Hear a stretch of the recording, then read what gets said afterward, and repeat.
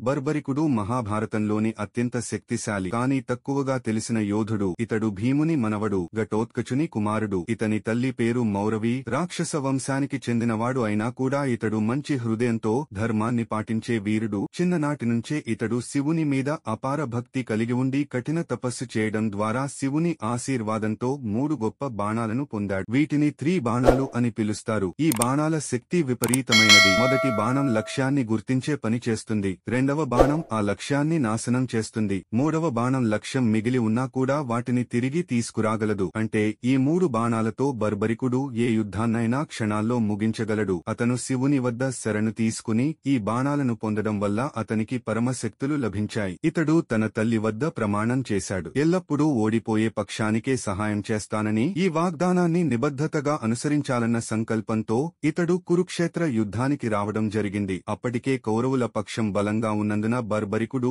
వారి పక్షాన యుద్ధంలో పాల్గొనాలనుకున్నాడు. కాని ఇతడు యుద్ధానికి వచ్చే ముందు శ్రీకృష్ణుడు అతని గురించి తెలుసుకుని అతని శక్తిని అంచనా వేయడానికి బ్రాహ్మణ వేషంలో అతని దగ్గరికి వచ్చాడు.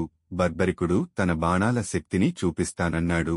అప్పుడే కృష్ణుడు ఓ చెట్టు మీద కొన్ని ఆకులు కత్తిరించి పక్కన పెట్టాడు మరియు ఒక ఆకును తన పాదాల కింద దాచాడు. బర్బరికుడు తన మొదటి బాణాన్ని వదలగానే అది అన్నిటినీ గుర్తించి రెండవ బాణంతో అన్నీ చీల్చింది. చివరికి కృష్ణుడి పాదం కింద ఉన్న ఆకును కూడా చీల్చే ప్రయత్నం చేసింది.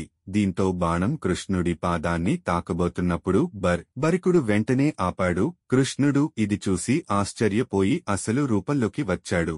బర్బరికుడు ఎంతటి శక్తిశాలి యోధుడో తెలిసిన కృష్ణుడు ఆ శక్తి యుద్ధంలో తలకిందులుగా ప్రభావం చూపుతుందని గ్రహించాడు. ఎందుకంటే బర్బరికుడు ఓడిపోయే పక్షానికే సహాయం చేస్తానన్నాడు కాబట్టి మొదట కౌరవుల పక్షాన యుద్ధం చేస్తాడు. కాని వారే ఓడిపోతే తిరిగి పాండవుల పక్షానికి మారతాడు. తద్వారా ఈ ప్రక్రియ నిరంతరం జరిగి చివరకు యుద్ధంలో ఎవరూ విజయం సాధించలేరు. అందుకే కృష్ణుడు అతనిని యుద్ధంలో పాల్గొనకుండా ఆపాలని నిర్ణయించాడు.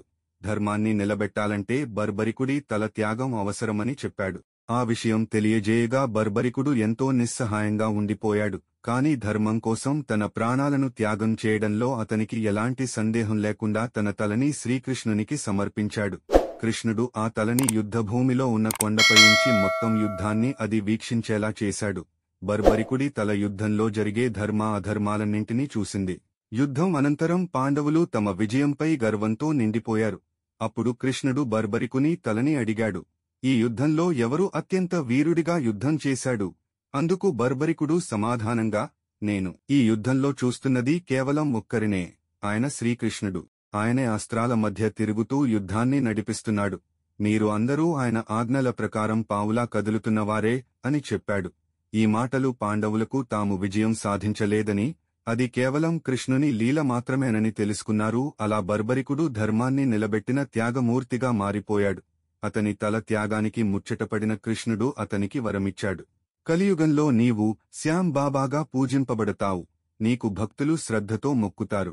నీకు వస్తువులు, కోరికలు కోరుకుంటూ వచ్చే భక్తుల కోరికలు నెరవేరుతాయి అని ఆశీర్వదించాడు. ఈ నేపథ్యంలో రాజస్థాన్లో ఖటూ అనే ప్రదేశంలో ఖటూ శ్యాం ఆలయం స్థాపించబడింది. బర్బరికుని తల అక్కడే భద్రంగా ఉందని నమ్మకముంది. నేటికీ లక్షలాది భక్తులు అక్కడికి వచ్చి తమ కోరికలు చెబుతారు.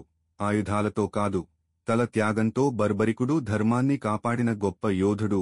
అతనికి కలిగిన అసమాన బాణశక్తిని ఉపయోగించకుండా ధర్మానికి తల త్యాగం చేయడం అంటే ఎంత గొప్పతనమో అర్థమవుతుంది.